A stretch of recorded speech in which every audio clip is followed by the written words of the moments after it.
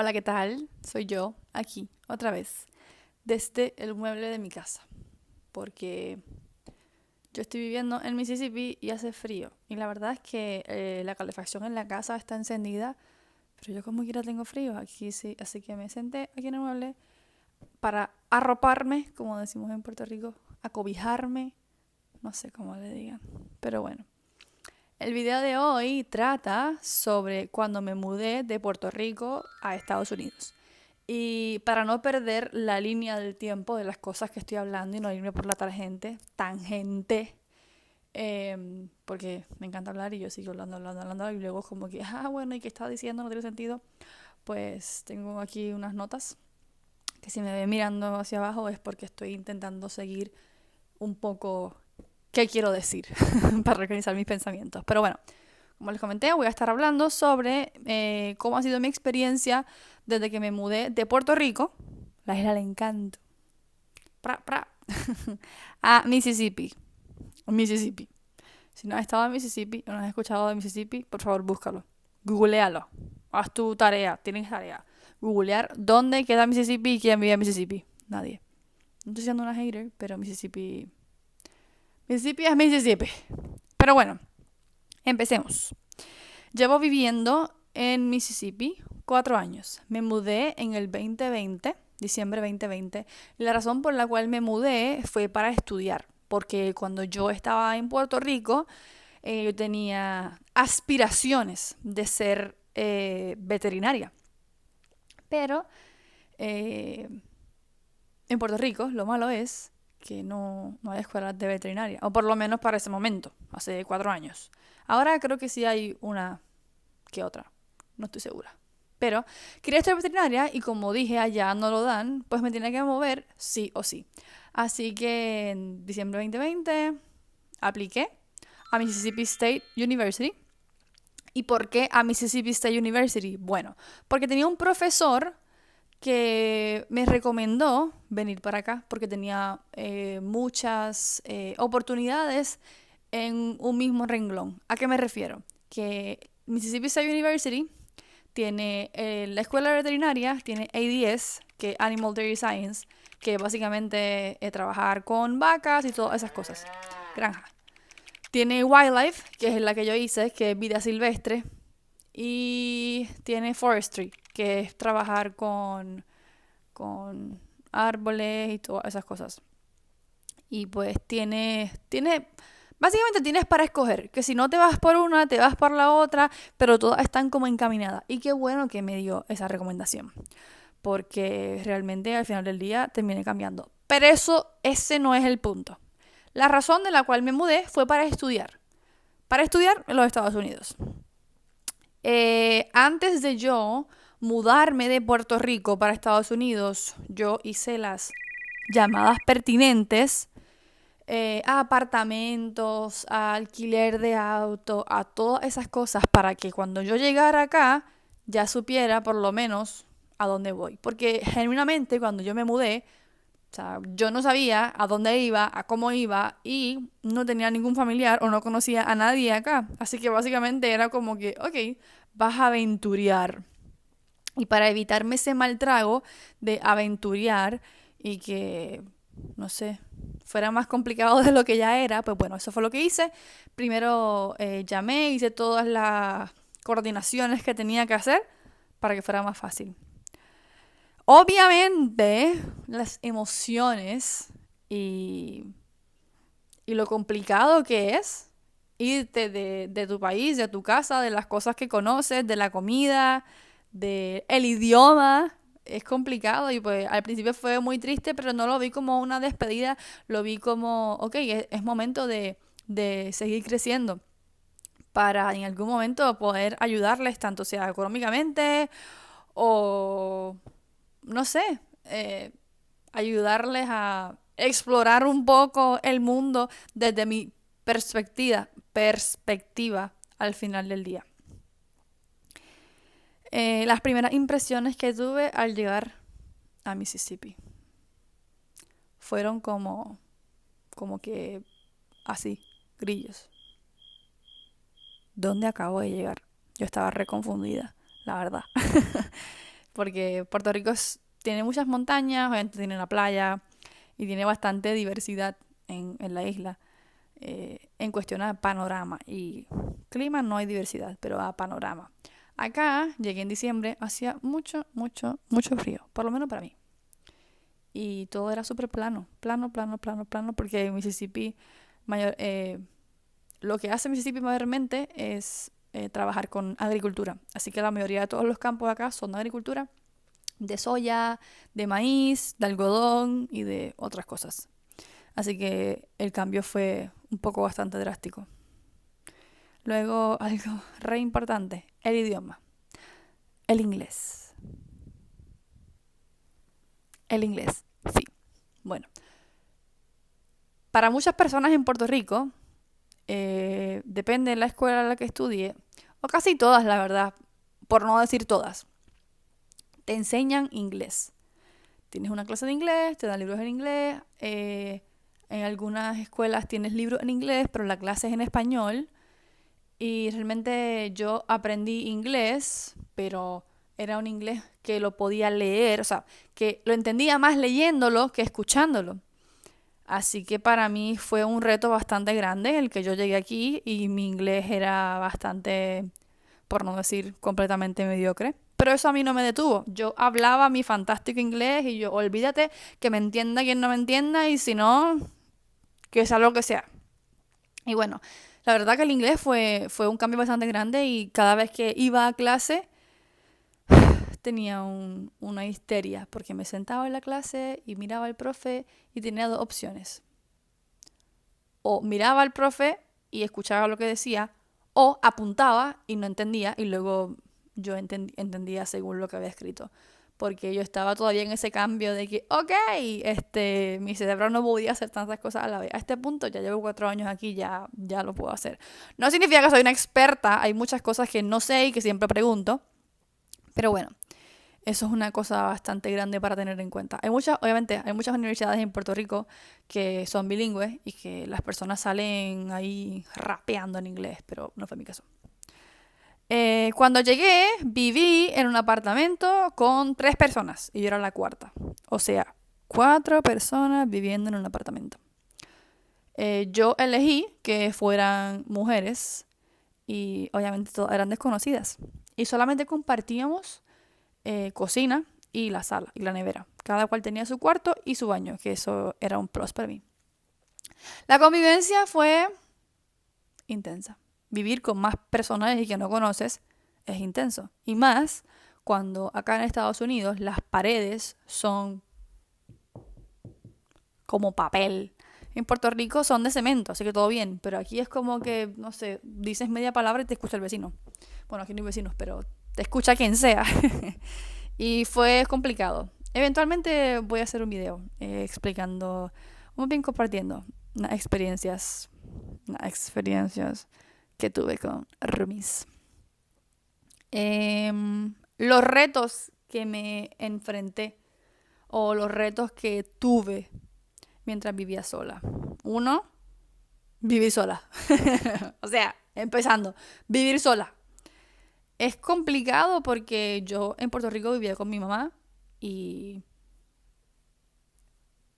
como que habían ciertas cosas que yo pensaba que no eran tan complicadas y que bueno, eso que lo haga cualquiera, pero luego cuando te toca hacerlo a ti, que si lavar ropa, que si fregar, que si pa' aquí, que si pa' allá, no es que yo era, no sé, no es que yo no hacía nada en la casa, sí hacía, pero la verdad, honestamente, lo mínimo.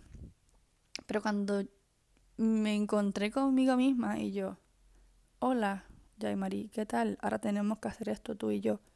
¿Cómo que tenemos que hacer esto? Sí, ¿verdad? Tenemos que hacer esto tú y yo. Fue algo así. Y fue bastante complicado porque vas a la universidad, vas a la clase, te sientes frustrado porque no entiendes o porque quieres estar a la par pero no entendiste o entendiste la mitad. Ya llegas abrumado, frustrado a la casa y luego como que, ok, estoy sola, tengo que ver qué cocino, tengo que ver qué hago. Al principio fue como que, wow, soledad, al fin. Pero luego de un tiempo fue como que, oh, no. Y no es lo mismo como que mudarte de tu casa y tener a tu familia cerca que puedes manejar, puedes guiar y llegar como que, hey, ¿qué tal, tía, trío, abuela? Pero aquí era como que, ajá, o sea, ni siquiera tengo auto, no hay nadie que yo conozca. Fue bastante intenso. Otra, no tener auto. Por lo menos el primer año entero no tuve auto. Fue un poco deprimente. Y complicado.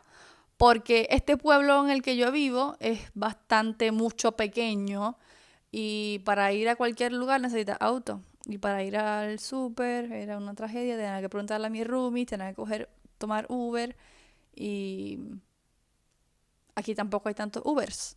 Porque, porque sí, porque no hay Ubers, hay muy pocos. Así que lo que significa es que son más caros.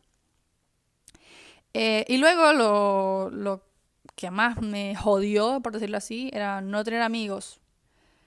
Y ni amigos ni familia. Es como, es un sentimiento súper raro de explicar porque, no sé, usualmente cuando uno hace cosas, uno las comparte con tu amigo, con tu tío, con tu mamá, y es como que no es lo mismo vivir cosas y no compartirlas que simplemente vivirlas, y es como que, ah, ok, ya.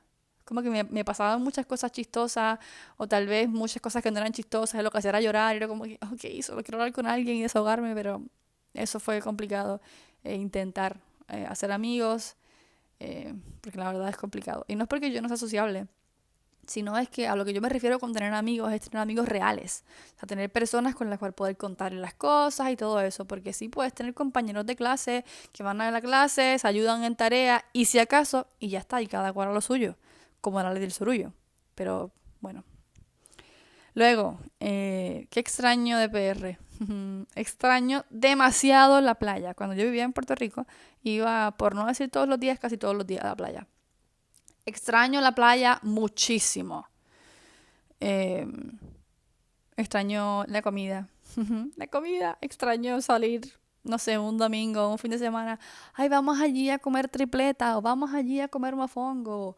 O que, no sé, preparar en la casa o algo así, como que extraño eso. Y obviamente extraño a mi familia y a mis abuelos. Me duele muchísimo estar lejos de mi casa y saber que obviamente yo me hago mayor y mis abuelos también se hacen mayor. Y es complicado porque yo era o soy súper apegada a mis abuelos maternos. Y es re duro no poder verles, re duro no poder abrazarles. No quiero llorar. Eh, es duro saber que en cualquier momento ya no pueden estar y probablemente no voy a estar ahí. Obviamente yo viajaría así eso, pero no los puedo ver frecuentes, a lo que me refiero. Pero bueno, no vine a llorar aquí. ¿Qué aprendí? Aprendí en ese momento, en esos 4 años de soledad, que la única persona a la que tienes es a ti. Y la única persona con la cual puedes contar es contigo. Porque en los peores momentos tú tienes que ser esa persona la que te diga, ok, siéntate ahí, llora un ratito, saca todo el odio. Y luego, después que te sentaste ahí, tienes que volver tú otra vez y decir, ok, ya lloramos, ya estamos bien, ahora volvemos otra vez a darle. Eh, porque muchas veces las personas esperan a que alguien esté para que uno pueda hacer las cosas o te motive, por decirlo así, a hacer las cosas, pero no puedes esperar ese día. Tienes que simplemente entender que la única persona en la cual tú puedes contar es contigo.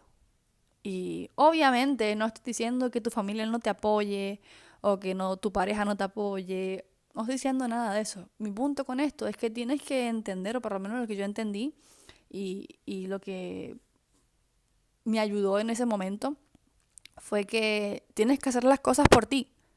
No matter what. O sea, no importante qué, tienes que hacer las cosas. Tienes que limpiarte las lágrimas, tienes que hacer esto. Y ya luego sí, es genial cuando tienes una pareja o tienes familia cerca y te ayudan y te suman a ese proyecto. Pero al final del día, tú eres el que tienes que sacar la motivación, las ganas, los cojones, como decimos en PR, para hacer las cosas. A eso es a lo que me refiero. Y obviamente el venir acá fueron mis ganas, mis cojones y fue intenso. Aunque tuve el apoyo de siempre de mis padres, pero obviamente yo era la que tenía que estar ahí al frente de la guerra, ahí dando pecho, dándolo todo. Y una palabra en la cual yo pienso que define estos 4 años en los cuales yo estuve viviendo acá es la adaptación. Pienso que la adaptación para mí fue muy importante porque muchas veces llegamos a distintos lugares y decimos, ay no, que yo voy a ser siempre igual, que no puedo cambiar. No, o sea, no es que no puedas cambiar y si quieres cambiar es para ti y es mejorar para ser mejor que ayer. Pero a lo que yo me refiero con eso, un ejemplo es a mi acento. Muchas personas dicen, ay, ella no es de Puerto Rico, ella no parece boricua, o no sé, me dicen que parezco de Venezuela, o Colombia, o chilena, o argentina, o no sé, que tengo un acento extraño. Pero es porque yo me adapté para tener amigos. ¿Y a qué me refiero con eso? Es que cuando yo comencé a encontrar amigos latinos que hablaran español, la mayoría de ellos, o todos, eran de otros países que no era Puerto Rico. Por lo cual yo tuve que adaptar la manera en la cual yo hablo para podernos comunicar. ¿Por qué? Porque me pasaba que yo hablaba con toda la jerga de Puerto Rico y ellos se quedaban así como, ¿y qué dijo? Yo tenía que sobrehablar todo el rato y explicar, eso significa esto. Como ejemplo, en Puerto Rico le decimos zafacón al tacho de basura. Y yo le decía, hey fulana, bótame esto en el zafacón. Y me miraban así como, ¿qué es botar? ¿Qué es tirar? ¿Qué es zafacón? Y yo, ¡qué crisis! Pero bueno, eso es uno de los ejemplos que puedo dar como que la adaptación que yo hice, que yo quise hacer para poder entenderme con los demás y no tener que estar estroboleando. Pero así es con muchísimas otras cosas. Tienes que adaptarte y no ver las cosas por el lado negativo al final del día. Y la verdad, yo digo que para tú tomar cualquier decisión o hacer cualquier cambio, tienes que ser valiente y muy resiliente. Y es la única manera en la cual las cosas pueden suceder y meterle muchos, muchos, muchos cojones. Y un consejo que les doy que me funcionó mucho y me sigue funcionando es preguntar. Preguntar, preguntar, preguntar todo. Porque hay muchas veces que las personas dicen, ay, yo no voy a preguntar porque luego voy a parecer estúpido. Me ha pasado. Soy una de ellas. Ay, no voy a preguntar porque, ay, ¿qué van a decir de mí? Pero he aprendido que es mejor preguntar y estar informado y saber de qué putas están hablando que luego estar ahí como todo perdido y luego como que, ay, ChatGPT, ¿qué significa esto? ¿Entiendes? Y igual con el inglés. Cuando yo estuve hablando inglés, y lo sigo haciendo hasta el sol de hoy, las personas a veces me dicen palabras que yo no necesito, o sea, que yo no necesito sobrevivir o existir y saber esa palabra para comunicarme. No la necesito, pero si la sé, es genial. Pero me pasó muchísimas veces y me sigue pasando, que las personas me dicen tal cosa, esto, y yo, ¿qué significa eso? No entiendo. Y pues ellos me explican. Pero no tener miedo a preguntar y darle con toda. Pero bueno, hasta aquí en mi video de hoy. Espero que te haya gustado compartir un poquito sobre el por qué. Y si te gustó, comenta. Si no te gustó, también comenta. Si piensas que mi acento es bien mierda, comenta también. Y si no, pues tampoco comenta. Dame like. Si no, tampoco me des like. Haz lo que te dé la gana. Pero, recordatorio, si te quieres cortar el pelo, córtatelo. Corre, corre, haz tu pexi. Para que estés por ahí dándola toda. Chao.